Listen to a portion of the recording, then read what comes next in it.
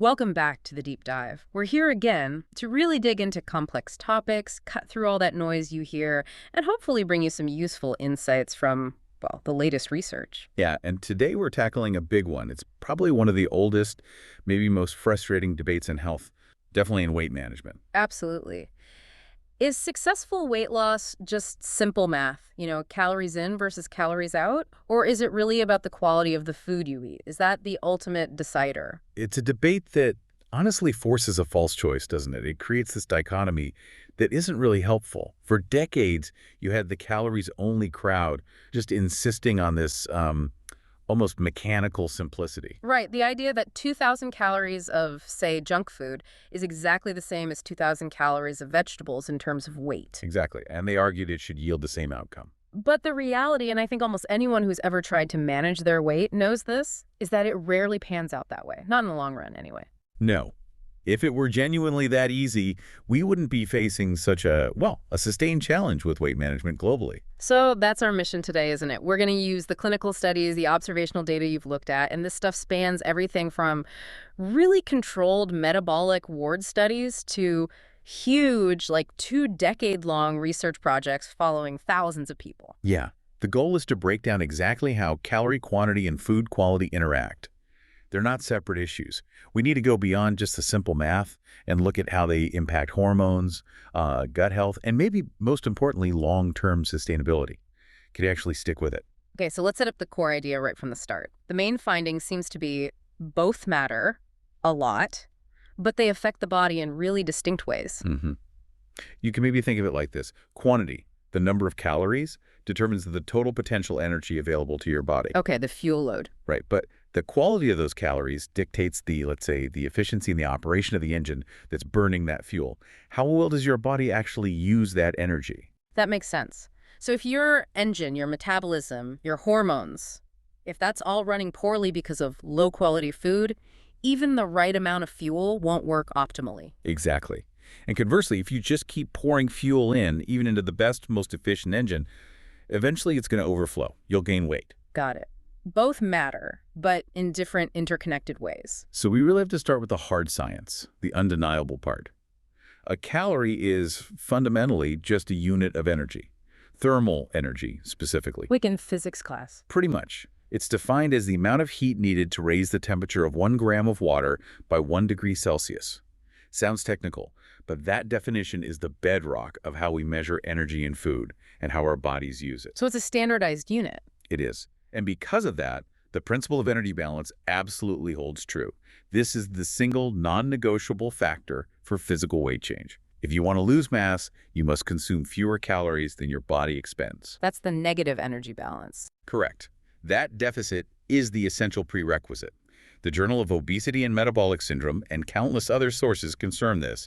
It's physics applied to biology. Okay, so when someone insists, I'm only eating 1,500 calories of really healthy food, but I'm still gaining weight, the basic physics says, something's off in the calculation. Essentially, yes. Either the intake calculation is wrong and tracking calories accurately is notoriously difficult, or the estimation of energy expenditure is way off. The physical law of energy conservation doesn't just, stop working for certain people. The mechanism itself is sound. That is the scientific truth we have to accept as the starting point. But, and this is the huge but, why does that simple truth lead to so much struggle, so much frustration, and such a high failure rate when people try to apply it in the real world? Yeah, that's the key question. The problem isn't the calorie itself. It's the sustainability of maintaining that calorie deficit over the long haul. Okay, let's unpack that. If the math is simple, eat less, move more, create a deficit. Why is sustained weight loss so hard? Why do people hit plateaus, regain weight, and feel like their body is actively fighting against them? Right, and that's where we move from just physics into the complex biology of it all. We're talking about the challenge of long-term calorie restriction, or what the research calls metabolic adaptation. Metabolic adaptation, that sounds significant. It is, and it's not just about feeling a bit hungry or lacking willpower. This is a measurable physiological downshift in how your body operates. But wouldn't a hardcore calories-only person argue that's just an excuse? People just get tired of dieting and quit. Is there solid proof this adaptation is real, something beyond just feeling hungrier. Oh, absolutely. The clinical data is very clear on this. When you force a significant energy deficit for an extended period, your body interprets that as a threat. It thinks essentially starvation alert. Okay. And it kicks off this complex cascade of hormonal changes designed to do two things: conserve energy and drive you intensely to find and consume food. So what kind of changes are we talking about? Well, specifically, we see measurable drops in key hormones like taurothionine or T3. That's the active form of thyroid hormone, and it basically governs your basal metabolic rate, how much energy you burn just existing. So the body literally turns down its internal thermostat to save fuel. Precisely. And it doesn't stop there. There's also a major shift in the hormones that control appetite. Leptin, which is the hormone released by fat cells that signal fullness or satiety to the brain, drops significantly. Meaning fewer "I'm full" signals. Right. And conversely, ghrelin, often called the hunger hormone, produced mainly in the stomach, it spikes. So you feel much hungrier much more often. Wow. So you're burning less and feeling hungrier. That's a tough combination. Double whammy. And on top of the drop in your resting energy expenditure, REE, the energy burned at rest, there's also often a significant decrease in something called non-exercise activity thermogenesis, or NEAT. Neat. That's all the little movements we do without thinking, right? Fidgeting, tapping your foot, walking around while on the phone, maintaining posture. Exactly. All that subconscious movement adds up calorically. When your body goes into energy conservation mode, it subtly reduces your drive to do those things. You might just feel a bit more lethargic, less inclined to get up and move around unnecessarily. So your body isn't just burning less energy to stay alive. It's also subtly making you less physically active overall, conserving energy on all possible fronts. That's the mechanism. This powerful biological pushback against the calorie deficit is the core reason why continued weight loss gets exponentially harder over time, and crucially, why weight regain is so incredibly common when someone stops consciously restricting calories. The body has this sort of set point it remembers, and it fights very hard to get back to that previous energy balance, often at the higher weight. Okay, so just focusing on the calorie number, the deficit, without considering what those calories are actually made of, it turns weight loss into this exhausting battle against your own biology, which is basically in panic mode. Pretty much, yeah. Your body is actively working against your conscious goal. And that leads us perfectly into the second part of this, the argument for food quality. How does the type of food we eat help us kind of sidestep or at least manage these metabolic counterattacks? This is where quality becomes the key. High-quality food provides the mechanism to make that necessary calorie deficit sustainable and much less metabolically disruptive. It really boils down to two main things: nutrient density and the hormonal response that high-quality food triggers. Okay, let's define those terms clearly. Nutrient density versus energy density, people often mix these up. Good point. Nutrient density refers to how packed a food is with essential nutrients. We're talking vitamins, minerals, fiber, protein, healthy fats relative to its calorie count. So a nutrient-dense food gives you a lot of nutritional bang for your caloric buck. Think spinach, salmon, beans. Lots of good stuff, not necessarily tons of calories. And energy density. Energy density is essentially the opposite. It's the number of calories packed into a certain weight or volume of food. Ultra-processed snacks, for example, are typically very high in energy density, lots of calories in a small package, but often very low in nutrient density. They're empty calories in that sense. Right. And that difference is crucial. Why? Because nutrient density is what drives satiety, that feeling of fullness and satisfaction. And satiety is the absolute key to managing the quantity of calories you eat without feeling constantly deprived or ravenous. How does quality food trigger satiety better? It's largely through the stimulation of specific gut hormones. High-quality foods, particularly those rich in protein and fiber, trigger the release of hormones like GLP-1, which stands for glucagon-like peptide 1, and PYY, or peptide YY. Okay, GLP-1, we hear a lot about that now because of the new weight loss medications that target that pathway. How is stimulating it naturally with food different? The underlying mechanism signaling fullness to the brain is similar, but the way you get there is fundamentally different and arguably more balanced.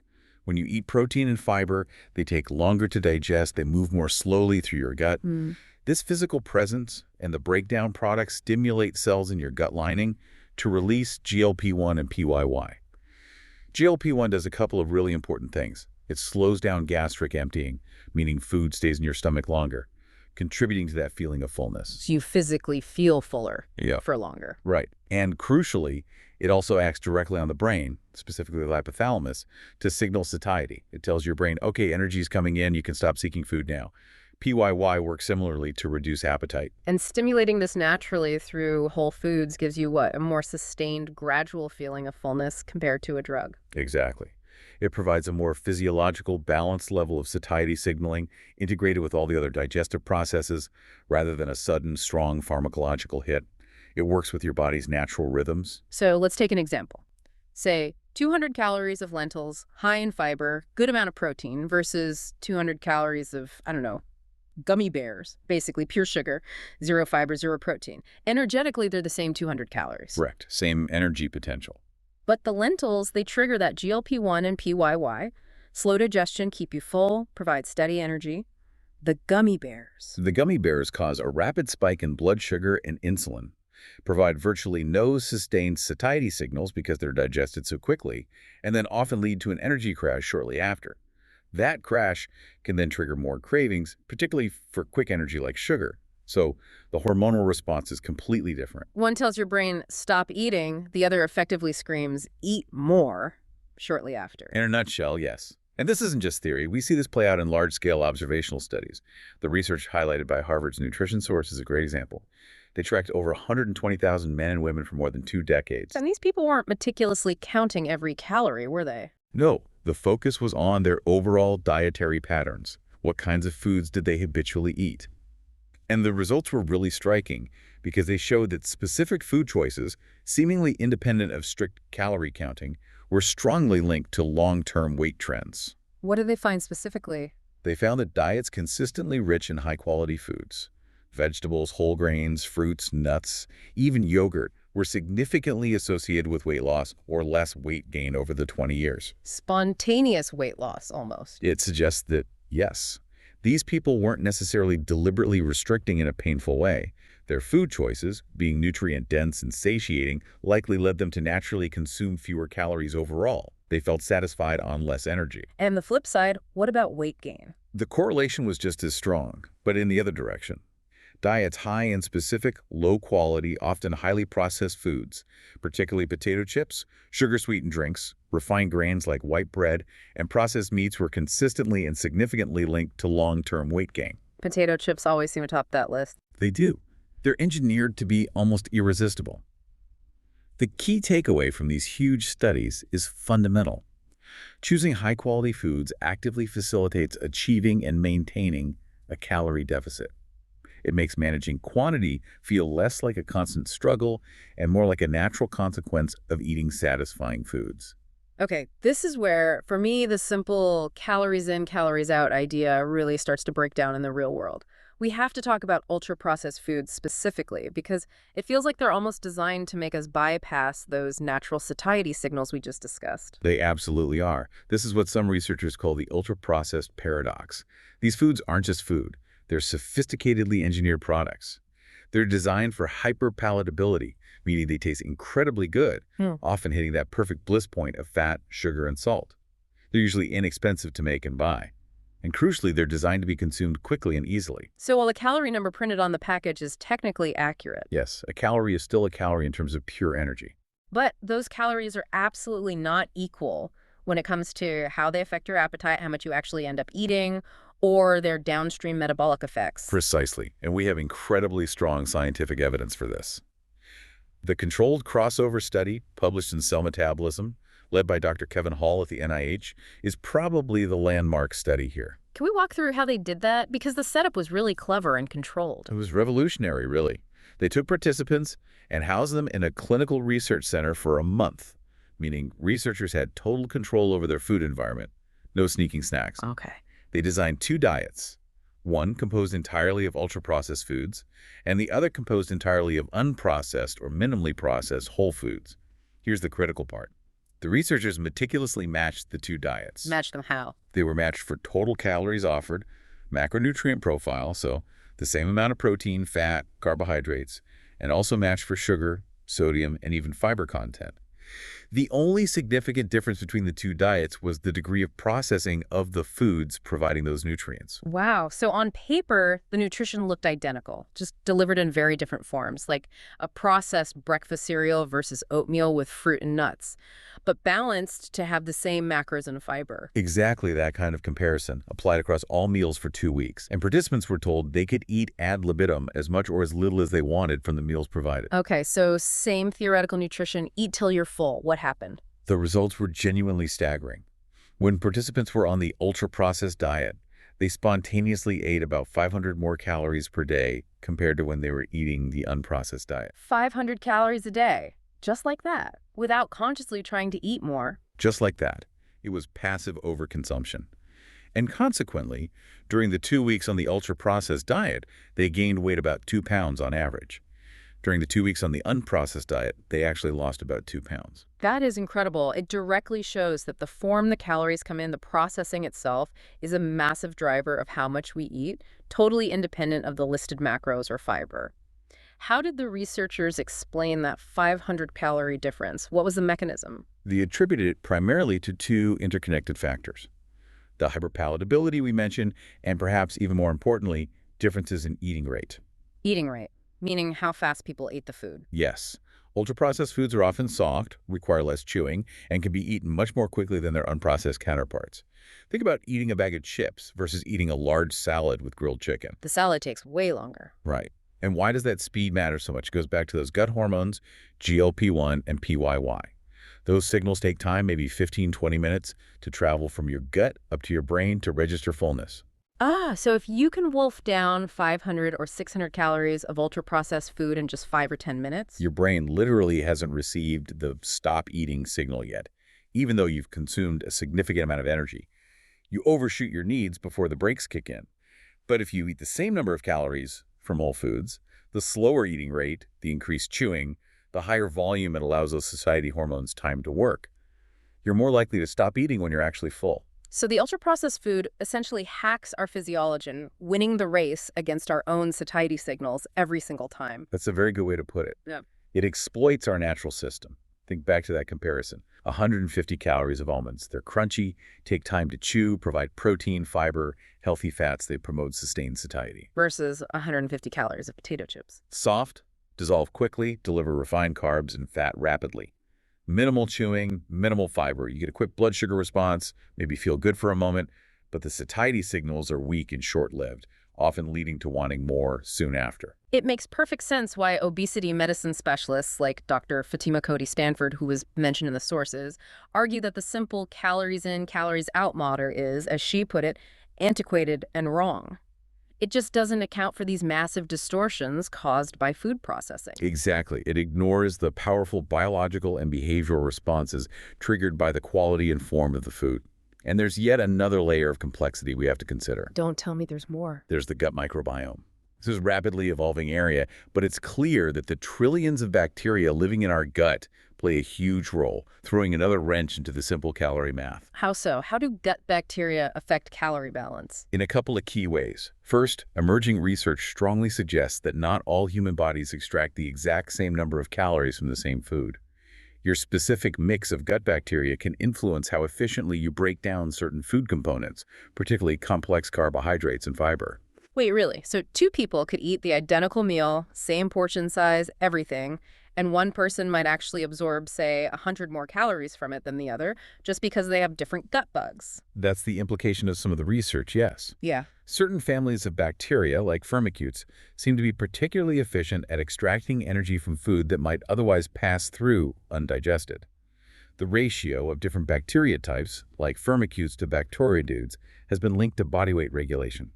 That's fascinating and potentially frustrating if you have the efficient kind. It could be.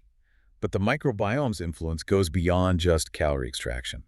These bacteria also produce compounds, like short-chain fatty acids, SCFAs, when they ferment fiber. And these SCFAs have profound effects throughout the body. They can influence inflammation, fat storage, insulin sensitivity, and even directly signal to the brain about hunger and satiety. So a healthy, diverse microbiome helps to regulate appetite and metabolism better. Generally, yes.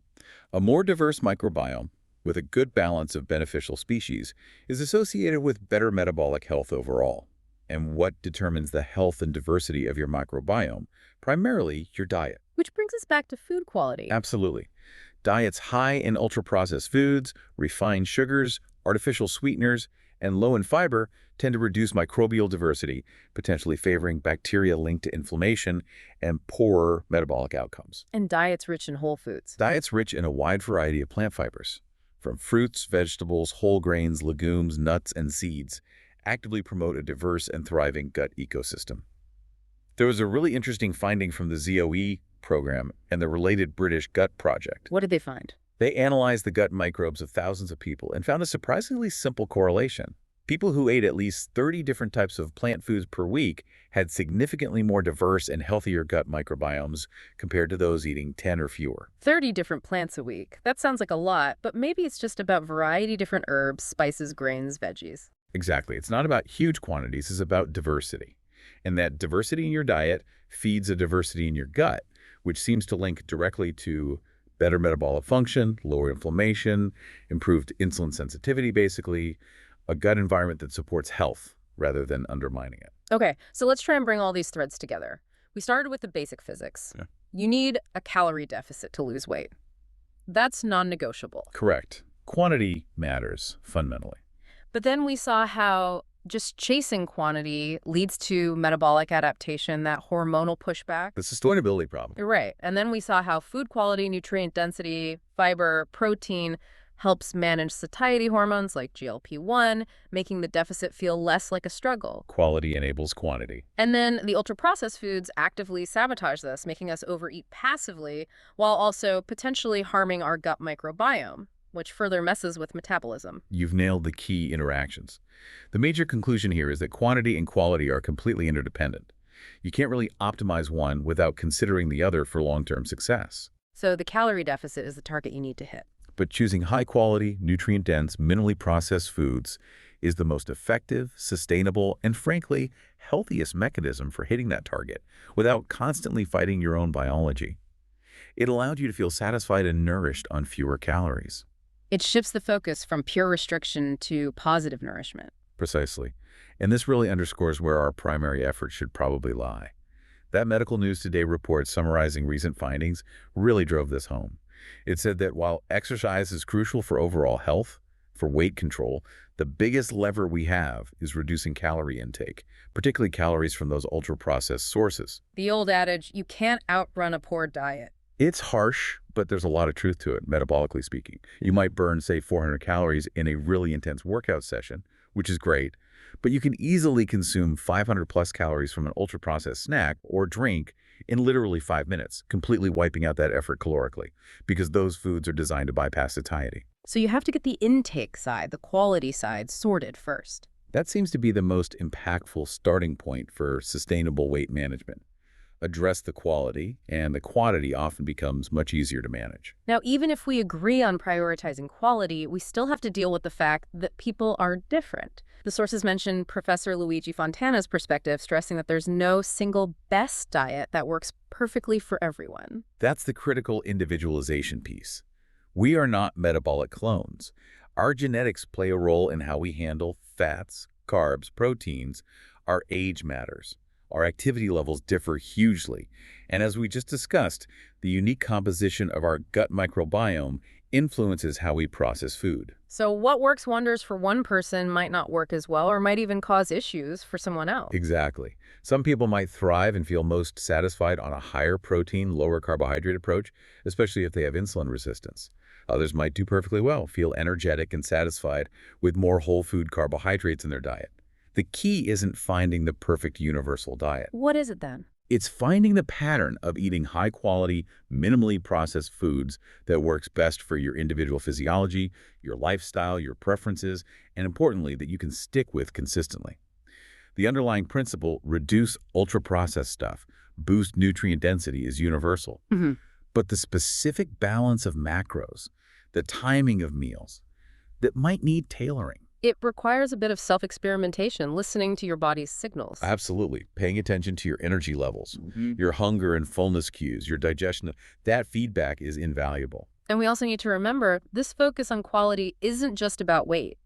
That might be the initial motivation for many, But the benefits go so much further. Oh, far beyond the scale. Mm. When you shift away from the blood sugar roller coaster caused by refined carbs and sugars Mm. and move towards whole foods that provide steady energy, the impact is systemic. Like, you get more stable energy levels throughout the day, fewer afternoon slumps, better mental clarity and focus, often improvements in mood regulation, because blood sugar swings can really affect mood. It can reduce feelings of stress, support better sleep quality. Quality calories are fuel for optimal function, not just for managing body mass. They support long-term vitality. Okay, so if we connect this all back to the big picture, that focusing on quality is the best strategy to naturally manage the quantity needed for weight management and overall health, what are the practical steps? Things you, listening now, can actually start doing, maybe without feeling completely overwhelmed. Right, let's make it actionable. We can break it down into maybe 3 key areas: what's actually on your plate, how you manage your food environment, and then some lifestyle habits around eating. Sounds good.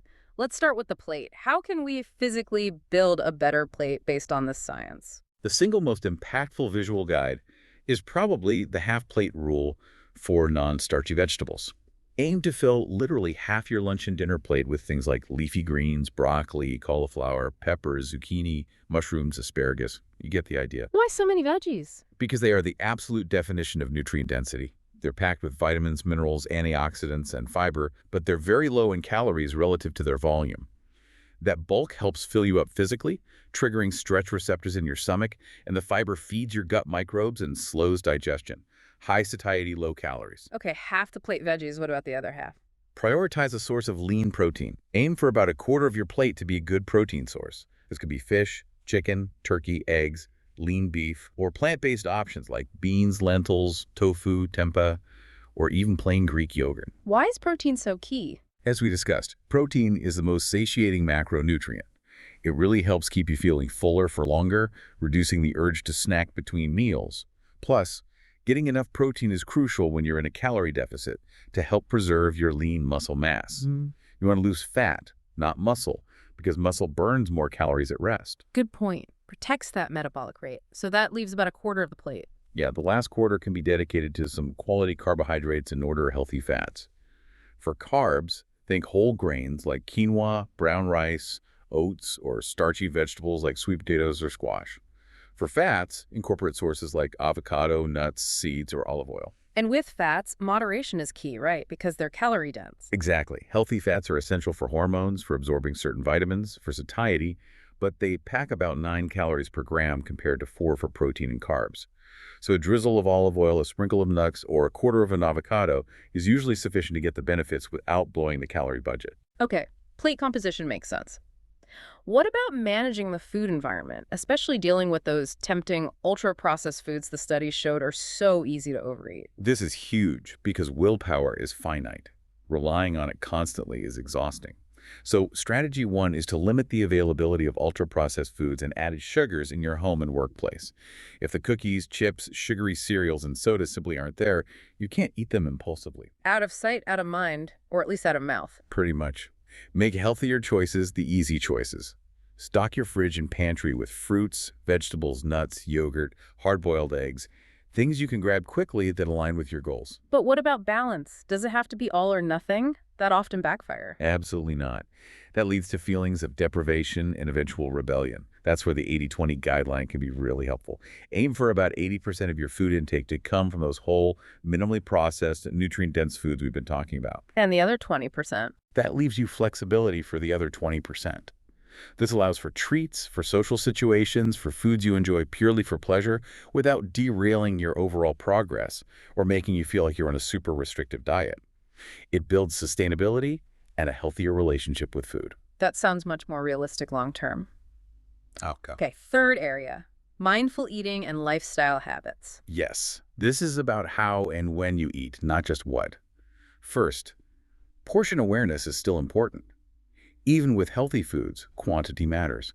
Remember the overflowing engine analogy.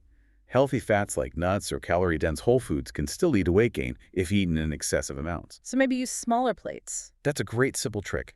Using smaller plates can visually make a standard portion look more substantial, helping your brain feel satisfied with less. Also, just being aware, maybe measuring out a serving of nuts instead of eating straight from the bag. And Professor Fontana's advice about listening to your body. Right, that ties into practicing mindful eating. This means slowing down, putting your utensils down between bites, really tasting and savoring your food, paying attention to your body's hunger and fullness signals. A key goal here is to try and stop eating when you feel about 80% full. Not stuffed, just satisfied. Exactly. Give those satiety hormones time to register before you push past fullness. It takes practice, but it's a powerful skill. What else on the lifestyle front? Two big ones. Stay hydrated and prioritize sleep. Thirst signals can often be mistaken for hunger, especially for sugary or carby cravings. Make sure you're drinking enough water throughout the day. And sleep. Sleep is fundamentally important for hormone regulation. When you're sleep deprived, ghrelin, the hunger hormone, goes up, and leptin, the satiety hormone, goes down. Cortisol, the stress hormone, also rises. This hormonal cocktail actively increases cravings for high-calorie, low-nutrient foods the next day. Aiming for 7 to 9 hours of quality sleep is crucial support for any weight management effort. That's often overlooked, but sounds critical. Any other tools people might explore? One strategy some people find helpful, mentioned in the sources, is time-restricted eating, or TRE. This isn't about what you eat, but when. You can find all your eating to a specific window each day, maybe 8 or 10 hours, and fast for the remaining 14 or 16 hours. How does that help? For many, it naturally leads to a reduction in overall calorie intake, simply because there are fewer hours available for eating and snacking. There's also some evidence it can improve insulin sensitivity and other metabolic markers. It's not for everyone, but it's a tool some find effective for managing quantity. #OutCheckout noting. Great, so wrapping this all up, this deep dive really seems to have shown that the whole quantity versus quality debate is kind of based on a false premise, a misunderstanding of how our bodies actually work. Yeah, I think that's fair to say. The bottom line is, yes, a calorie deficit is the scientific requirement if weight loss is the goal. Physics demands it. But, and it's a huge but, focusing on high-quality, nutrient-dense whole foods is the essential strategy that makes achieving and sustaining that deficit psychologically easier, hormonally smoother, and just profoundly more effective for your overall health in the long run. It helps us finally answer that perennial question. Are all calories equal? And the answer is nuanced. It is. Energetically, from a pure physics standpoint, yes, a calorie is a unit of heat. The law of energy balance applies. But metabolically, hormonally, practically, in terms of how they affect your appetite and your health. Absolutely not. 200 calories from ultra-processed junk food triggers a completely different cascade of hormonal signals, satiety responses, gut microbiome effects, and long-term health consequences compared to 200 calories from, say, grilled fish and broccoli. Quality fundamentally changes the outcome of the quantity equation in a biological system. And thinking beyond just weight, what's the ultimate payoff? The real return on investment for focusing on food quality. I think one of the most powerful points from the research we looked at is the potential impact on lifespan, specifically healthy lifespan. The data suggests that making that shift, moving away from a diet dominated by ultra-processed foods towards one rich in whole, nutrient-dense foods, can potentially add something like 5 to 10 years of healthy, high-quality life. 5 to 10 healthy years, that's huge, even if you make that change later in life. Even then, yes. It's never too late to start improving the quality of your diet and reap significant benefits. That really is the profound, non-scale victory that focusing on quality delivers. So maybe the final thought for you, the listener, to ponder is this. Given that potential for adding years of healthy vitality, are you currently viewing food quality primarily as just a tool for weight loss? Or are you starting to see it as a fundamental investment in your long-term health, your energy, your well-being, your overall longevity? It's a powerful reframe. Remember, the journey isn't about achieving overnight perfection. It's about making consistent, gradual improvements. Focus on progress, not perfection. Add one more vegetable to your plate today. Swap one processed snack for a piece of fruit. Those small steps add up significantly over time. Absolutely. A huge thank you for digging into the science with us today on this crucial topic. My pleasure. And thank you all for listening to The Deep Dive. We'll catch you next time.